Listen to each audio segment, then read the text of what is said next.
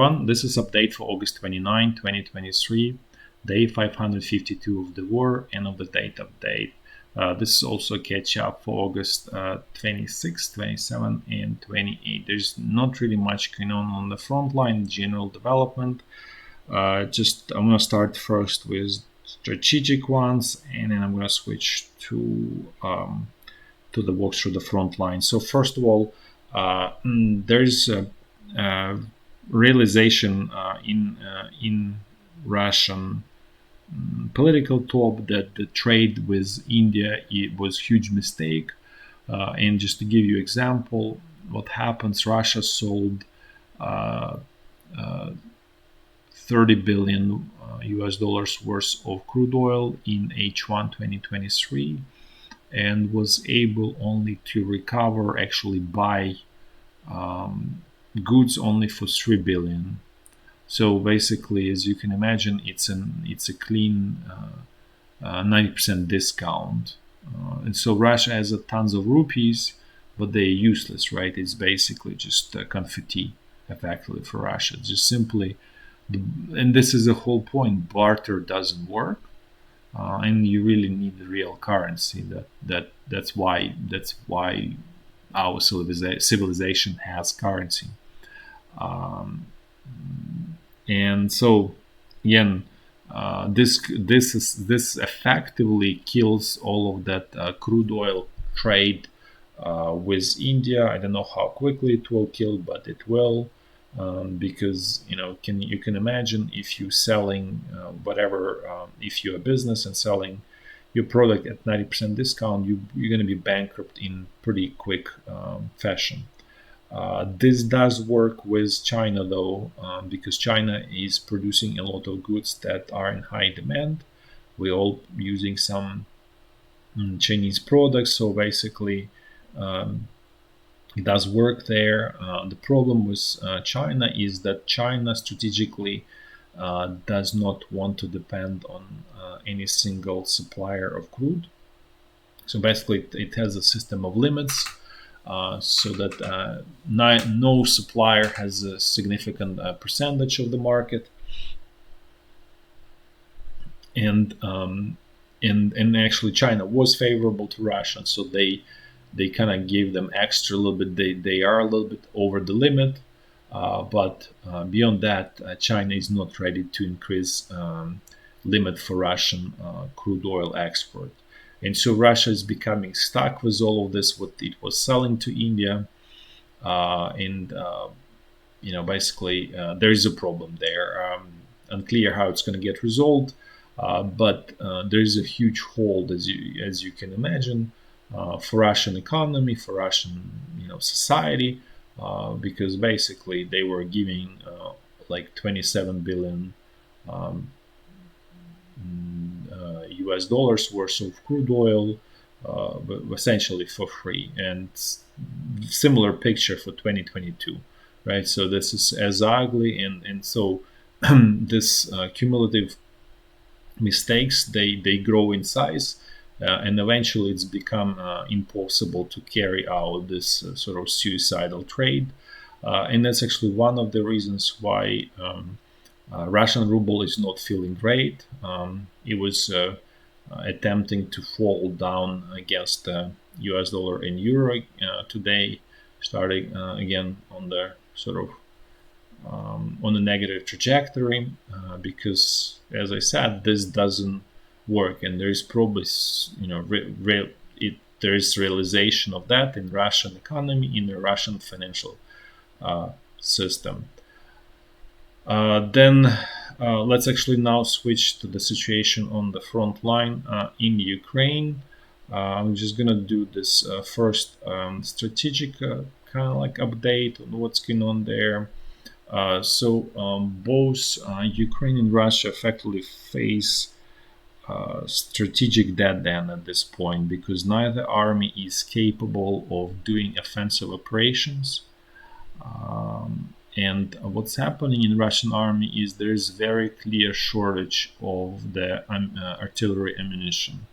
So if you remember, let's say a year ago, Russian army, the way the Russian army was attacking is to basically rain Ukrainian position with rain of artillery shells. And that's how they were advancing. The advances were very little, but nevertheless they were able to advance. This is no longer obviously possible because on a relative scale it looks like Russian artillery is less active actually than Ukrainian artillery. Doesn't mean that the activity of Ukrainian artillery went up.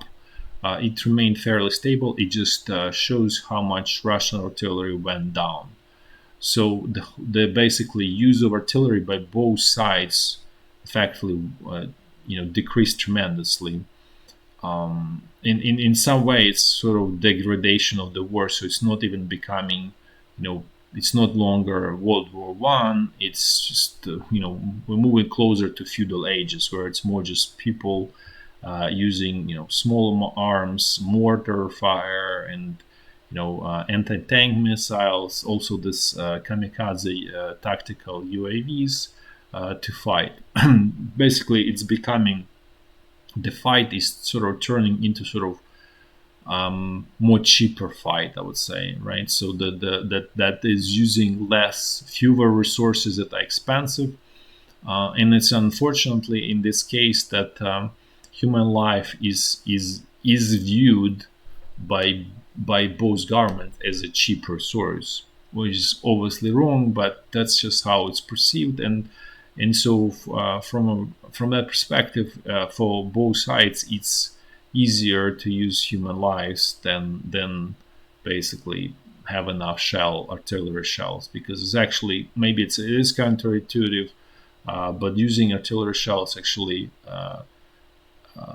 reduces total number of deaths as opposed to the face-to-face fighting. It actually increases number of deaths. So basically, increase in technology leads to reduction in deaths as a general trend. I'm not saying it's 100% true, but as a general trend, that's a rule. So what's really happening at this point is, going back to this whole strategic situation, is that Russian side is not able to do offensive. Ukraine or well, you can call it would be counteroffensive, because now Ukrainian side is on offensive. Ukrainian side is also on this offensive that's not truly offensive if you really consider how it should be done properly, but some kind of like, as I call it, squeeze, right? So that's also looks like failing, and the reason it is failing, and there's no sort of solution to that, and there's strategic dead end, because the pace, the speed of advance of Ukrainian troops is extremely, extremely slow. Which allows Russian forces to rebuild new line of defense after they lose previous one, and it's going to be the same sort of problematic line of defense where you lay minefields, you dig the trenches, and you do this bunkers and so on. So effectively, because there is no decisive penetration,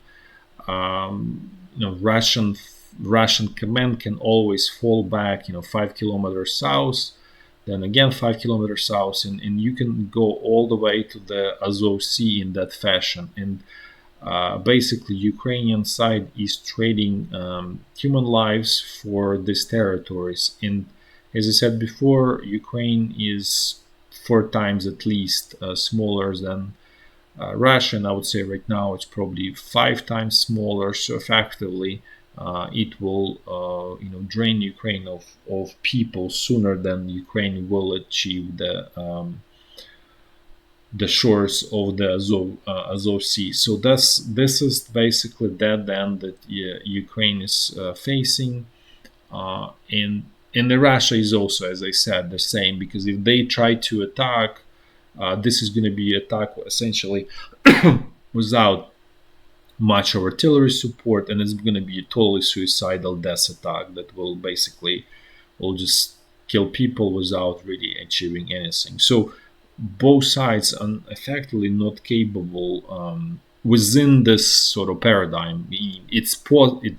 in if let's say in theory, yeah, you can do things, you can change things, and you can actually do proper offensive, but giving the quality of the command on both sides, lack of training, lack of organization, lack of everything proper.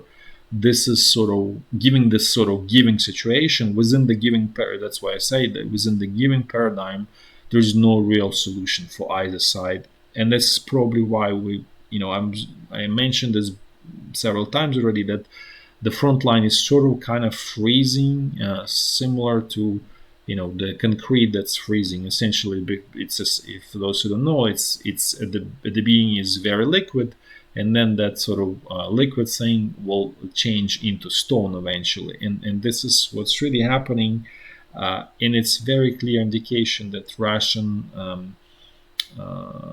side is seeking peace in some way or form, and the key point for the Russian side is to keep as much captured land as possible. So they're not willing to sort of have peace in terms of like, okay, we're withdrawing Russian troops from Ukrainian territory and returning everything. No, they just want to keep it what they got, or at least majority of it. Like basically, it's basically currency, right? So they want to keep, they in ideal world they want to keep everything.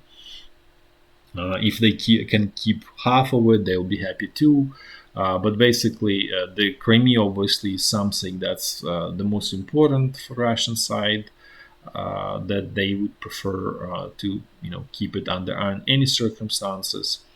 And so this is sort of what's going on the Russian side. On the Ukraine side, obviously, territorial concessions are not acceptable for Ukrainian population. And even from the strategic perspective, it will. The good analogy would be World War One, and then how it was basically effectively what happened at the end of World War One guaranteed World War Two. So so this is exactly what would happen here. That in except it's not going to be 20 years. It's going to be much faster. It's going to be 2, 3, 4, 5 years, and there will be renewed Russian attack on Ukraine. And at that point, Ukraine will be too hollowed out, and giving the inept and incapable Ukrainian political leadership, Ukraine will just fold fairly quick fashion, and Russian troops will be on the border with Poland at that point, and obviously on the border with all other European countries to the west, on the western border of Ukraine, basically. So this is, and Russia knows that's the part of their plan. They just need to sort of regroup, reorganize, refresh themselves, and just kind of give the little bit of breathing room for the economy, because it's really not doing well. Let's put this way, and it's just going to get worse exponentially as things develop. As I said, the trade with India is just one hopefully clear example of what undermines Russian economy.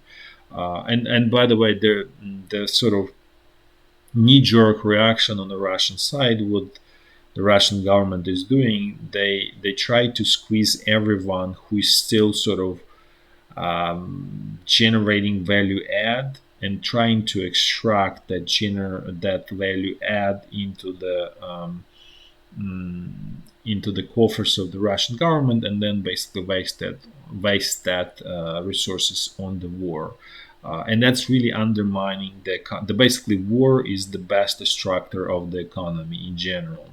And that's really what's happening in Russia. As I said, Ukraine is essentially, totally write-off. There is no real economy left at this point, or of the meaningful size, right? There's obviously some islands here and there, basically exception to the rule, which does highlight that this is the rule is true. But Russian economy wasn't in as bad situation, but things really, going south basically in Russia. And as I said, they will continue doing so. And in much faster fashion over time. Plus, there is a pressure on Russian president because there is actually election in Russia in 2024. Even though there is just, it's very clear it's a sort of, I would say, not real election, but still you need to show at least some kind of support, and it's going to be hard with economy deteriorating, and also in Russian society the perception is that Russian president killed the head of the Wagner group. Whether they were killed or they still alive, we don't know for sure. Will only time, as I said, will tell. But from a perspective of Russian society, that's who is sort of perpetrator. And in this case, perception is becoming reality, and so there's a lot of sort of, I wouldn't say hostility, but sort of negative feeling towards Russian president, and especially I mentioned this before. Head of Wagner Group was very popular among people, right? So what it means is that Russian president is super nervous and paranoid about sort of another attempt to grab power, and probably intuitively feeling that Russia is heading towards the 1917 moment. And so the solution to avert that is to have some kind of peace, or armistice, ceasefire, whatever, something to stop sort of basically the bleeding. And so this is basically what drives Russian strategy at this point. In Ukraine, looks like there's going to be a tension actually between the West and Ukrainian president. Looks like and it's more specifically U.S. Is fed up with, I believe, just non-stop corruption and incompetence and so on in the sort of Ukrainian political top, which is epitomized by Ukrainian president. And so they just would like to have some elections in a hope, apparently, for some fresh blood, which, in my opinion, doesn't guarantee anything. You're just going to get the same kind of person that will be basically doing the same things, because that's it's a systemic problem. It's not a problem of a person. So the system is not sort of organized properly. There is no checks and balances, and so it will replicate the same. If you let's say try to do another election, it will replicate. Not Zelensky will be person A or whatever, A, B, C, it just doesn't matter. Just going to be different name, but the same result. And that's sort of the fallacy of this idea of just changing people without changing the system. But Ukrainian president is obviously totally even against this idea of sort of changing people.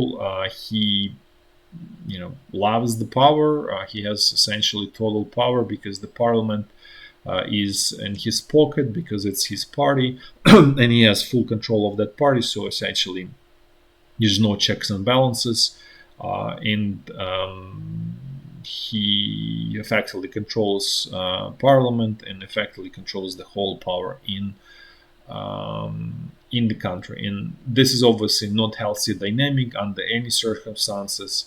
Don't know what to say given there is a war. So this is, again, there's another sort of pressure point building for Ukraine, and we'll see how the all gets resolved. But so far, whatever the passes are, they're not going to lead to sort of positive outcome. Whether, let's say, Ukrainian president remains, that's not going to be positive. And let's say if there's election, it's effectively is going to change the name of different person, but who's going to be equally incompetent and corrupt. And then the end result is the same, basically, just motion for the sake of motion. And that's sort of the in some ways tragedy of Ukraine. Um, um, Now let's actually switch to the walks through the front line, um, and I'm gonna do it in a clockwise fashion, the way I always do. Starting with very north, the situation along the state border remains the same. Actually, fairly, relatively quiet relative to the, 2 months ago, months ago. Basically, there's fairly little exchange of artillery fire. There's essentially no incursions into each other's territory. So again, it's fairly quiet. Now let's move to the North Luhansk front line. Things here fairly quiet. Russian side continues these attacks here. This is all tactical pushes. There's nothing major. The Kupiansk is still Ukrainian. This is just for those who watch sometime Russian propaganda, who was saying, "Oh well, Kupiansk is about to be captured by Russian troops." That's not true. The whole move was really about, as I said before, it's about forcing Ukrainian command to bring reserves to this area, which they did. Except to the disappointment of the Russian side, they came not from Zaporizhya front line, but just there's more reserves, more strategic reserves that Ukrainian command has, and so they brought this reserves that stabilize the front line, and things sort of kind of stable for now. Otherwise, there's nothing really worth mentioning on this section of the front line. Now let's move to the North Donbass front line. Things here in the north fairly quiet, not really much going on. In the south, there are tactical Russian counterattacks, really trying to to capture back what Russian forces lost. Ukrainian side is sort of, I would say, regrouping for now. They still did not manage to liberate this village Klishivka, so the fight continues. But this whole fight is really, the whole fight here in this whole area is really tactical and has zero strategic significance. Now let's move to the central Donbass front line. Things here are also quiet, with only effectively the tactical Russian attacks in Marinka. That's just really pointless, but I honestly can't even explain the logic behind them. But nevertheless, Russian command believes that's the right way to use resources. Otherwise, it's becoming also very quiet. Now let's move to the Zaporizhya front line. Things here are, well, obviously not as quiet as on the other front lines, but the truly active Ukrainian push is only south of Robotyne. There is some advances to the east of Robotyne. Essentially, Ukrainian forces on the outskirts of this village Verbove. But again, as I said, it's all just painful, expensive squeeze that doesn't lead to anything. The only sort of light at the end of the tunnel is if Russian command, the Russian political top, does not do mobilization and simply Russian forces run out of people. So it's not about running out of the defense lines. The Russian troops can dig the new one defense line after another one, all the way, as I said, to the Azov Sea, and it's just going to just bleed Ukraine white, essentially. The real problem for the Russian side is people, and they becoming thinner and thinner with every day. They're not at the critical turning point yet, but probably sometime in October, November, they will be getting there. And that's why I'm saying that Russia probably will need to do mobilization sometime in October, which is going to be a problem there politically. Obviously, it's not going to be a popular decision. So again, we'll see what happens, because if Russian president doesn't want to do it, because for the reasons I mentioned before, the upcoming election, the whole negative situation with the Wagner group, with the economy, and so on, then there might be collapse on this front line eventually. Not immediately, not in not in a week or so, at some point, because just due to the shortage of the people on the front line. At the same time, if that collapse happens, that's going to also create huge, um, very bad explosive situation in Russia. Again, could lead to 1917 moment. So it's effectively Russian president between a rock and a hard place, and that's why he's seeking this peace solution before things really get out of control. Um, Now let's keep, and then just want to mention that this area of Staromlynivka, I'll call it now at this point Staromlynivka because it's now closer. It's not anymore Velika Novosilka. It's Staromlynivka. This is actually quiet. It looks like Ukrainian command decided just to focus on this only area of Robotyne. There's no really active sort of pushes here. The same as there's a village Pyadkhatki here. It's also was kind of call it abandoned in terms of being active area by Ukrainian command. So this is also could mean that there is a diminishing amount of reserves and available resources to continue this squeeze, because I couldn't even call it truly offensive. Now let's finish with the last section of the front line. This is along the Dnipro River. Things here are stable. Status quo remains. Ukrainian forces keep their bridgeheads. Russian side is not capable to destroy it. Ukrainian command is, for whatever reason, not willing to exploit those bridgeheads. We'll see what happens next, but I would say this is a promising area for Ukraine given the overall situation. That's all for today. Thanks for watching. Till next time.